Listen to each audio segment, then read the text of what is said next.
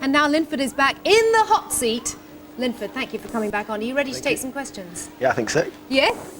You look ready, even though you're jet lagged. You're ready to take some, aren't you? I can tell. Always ready. It's a good laid-back chair, you know. Now, we've got so many questions and calls for you, but I think we'll go to a call first, and we're going to go to line 5. Who's on line 5? Lucy. Hi, Lucy. What's your question to Linford? If you're successful as a pop singer, would you think of giving up your running career? That's a very good question. No, I don't think so. I think I'm just doing this for fun at the moment. I still enjoy my running, so... But Linford, what if you go to number 1? And I still carry on running. But will you carry on the pop career as well? Well, I think I'll do something else because it shows that the public wants that. Yeah. But we'll see what happens. Okay, brilliant. Well, thanks very much, Lucy. Right, where's Christopher? You're there. What's your question? How come, like, take football, they usually retire when they're about 30 and that. How come you're 33 and you're like the best? That's a good question. I think, I always say I'm 33 going on 25. I feel young, and I think age is what you believe. If you think you're old, then you behave old. But actually, following on to that, you didn't start, because it'll probably be of interest to everybody here, you didn't actually start running till you were quite old, did you? Well, I was running since I was about the age of 8. But I started training seriously when I was about 25. So I think also that's one of the reasons. Cause is that quite late for a professional runner to start training? It's late to start anything at 25. Okay, did that answer your question? Yeah.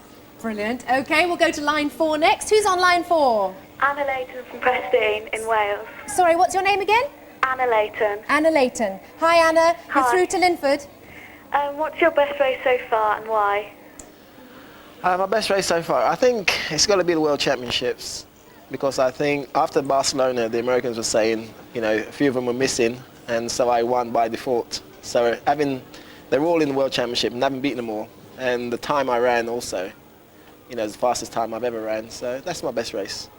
Mind you, you've had some pretty major wins though, haven't you? I mean, you've won so many races. They must all be pretty fantastic. They're all pretty good, but I think it's the race you run your fastest times that you really enjoy. Yes, and you are the fastest runner, as we know. Right, Anna, thanks for calling. Okay. Thank you. Now, Daniel, you've got a question. With all the money involved in athletics at the moment, would you say you do it for the money or just for the pride of winning?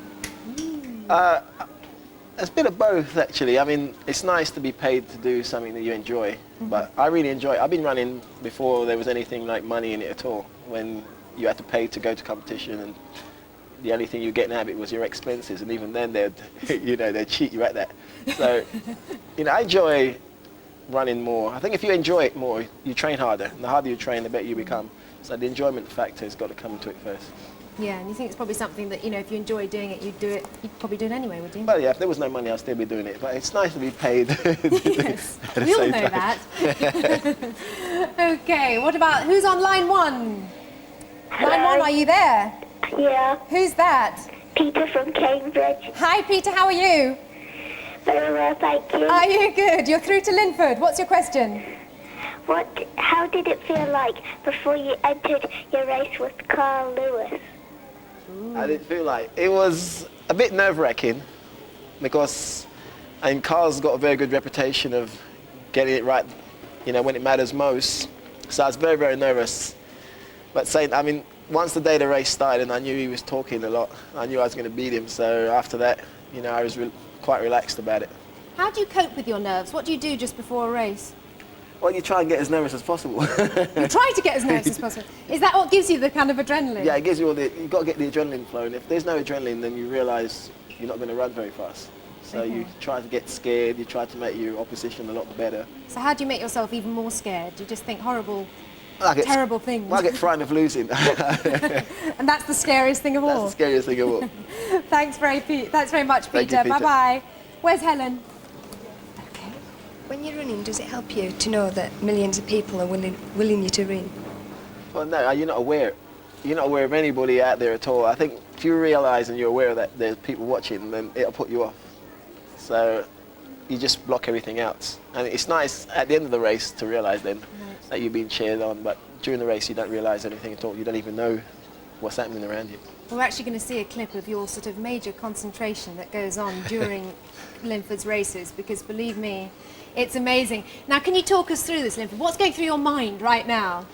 Well, there's nothing. You're looking straight past the line because you've got to focus your mind on running 101 meters. Because if you run 100 meters, then people come and dip you. You start slowing down, so you've got to run straight through the line. And all you're doing is just concentrating. I mean, There was a quick look to the left there. Yeah, because I think they are quite relaxed and Yeah. you're looking around to see where people are, so you don't have to run too much because you've got to save it for the next round. But the concentration level, as you say, you just have to totally focus ahead. That's right. You just concentrate, because sometimes also guys in the next lane, they do things and it puts you off. Oh, like what? Can we know? They make hoopy noise and Hoopy noise? Yeah, I mean, What's a hoopy noise? We got a guy called Dennis woo, woo Mitchell. Yeah, kind he of goes noise. woo woo, and he jumps up and he does kung fu kicks, and that's just when you're trying to get My ready. God, we to never knew this, did we? That's so exciting. I can look at racing running with a whole new, Right, you should new look now. It's funny. Sometimes they do things you want to laugh because you're trying to concentrate so much, and the Americans are just so crazy. So you want to laugh at them because it's funny, and you know once you start that, it's going to put you off. So you just. So it's nice that you all get on at the start. Well, no. So you all hate each other from the You start. got to. You've got to. You got to, yeah. Okay, well, I think we better go to the phones again now. We've got a call on line 2. Who's there? Hello. Hi, it's Leanne from Shropshire. Hi, Leanne. How are you? Fine, thank you. Enjoying Live and Kicking? Yes, thanks. Goody, goody. You're through to Linford. Did you enjoy sprinting in sports when you were younger? Did I enjoy? Enjoy your sprinting and sports and things when you were younger? Yeah, I think when I was young, I really enjoyed running. I think that was one of my first love. They made me play rugby one day, and it was so cold and wet that I decided never again. Did you enjoy winning your school races, or did you win all your school races? No, I didn't win all my school races, actually. There was a couple of guys at school that were very, very quick, much quicker than I was. What's happened to them now? Well, good question. They're not on the track with you. No, I think I was just one of the lucky ones. I think the teachers at school saw the potential, Yeah. and they directed me into the clubs and everything. So they really encouraged you at Yeah, school. that's right. That's great that they did that. Okay. Right, where's Craig? Craig, ask away. How often do you have a holiday and where do you like to go? I have one holiday a year. Which you're looking forward to right now. It's coming up very soon. I just try to get away from athletes and sports as much as I can, because I think once you go away and you meet an athlete, then all they talk about is athletics, and you try, you're there to enjoy and not to do anything at all. So I go anywhere I fancy. What's your dream holiday? What's your sort of dream thing to go to? It's funny. I mean, I don't really have one of those. I've been to Disney World. I've done all that. So It's not very relaxing, is it, though, Disney World? well, it's fun. I mean, I enjoy going to rides and everything else like that. So I mean, I think the next time I'm going to St. Lucia. Oh, lovely. So That is very nice. relaxing. Wonderful. You need it. I think Okay, so. we've got another call on line 3. Who's there? Hello, it's Elizabeth Hope from Middlesex. Hi, Elizabeth. Hi. You're through to Linford. Hi, Linford. hello there. How much training do you need to do, like leading up to a big race like the World Championship? I must train. Well, for the World Championships, we start training in about October and November. And during the winter period, you do roughly about 6 hours a day, which is split into 2 3-hour sessions. And then in the summer, you do maybe 3 or 4. And it takes you a whole year roughly to train for one championships. And all the races you do in between, although they're important that you win them, but it's just a part of the build-up towards the major ones.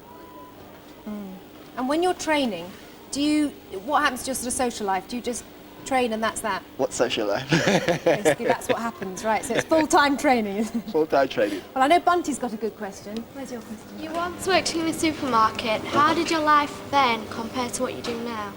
Well, I did. I worked for the co-op. I was working in the accounts department, and I had to work Saturdays. So Well, we all know the what that's competition was on Saturdays, and it's changed a lot now because now I do what I want. I haven't got a boss or anything like that. Although my coach tells me what to do a lot of the time, but I go training because I know it's going to do me good, not because I have to.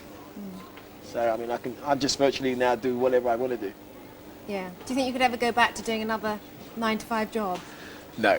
I hope I never have to. I mean, I think eventually, I'd like to do some work because we run a PR company called Enough Respect, and eventually when I finish, I'll go and work there, but I don't think I can go back and have a boss telling me, yeah, you've got to do this, do that anymore. No. So that's it for you, is it? That's it for me. Right, well, I think we've got time for one final question. I don't think we have. Thank you very much, Linford. Thank you.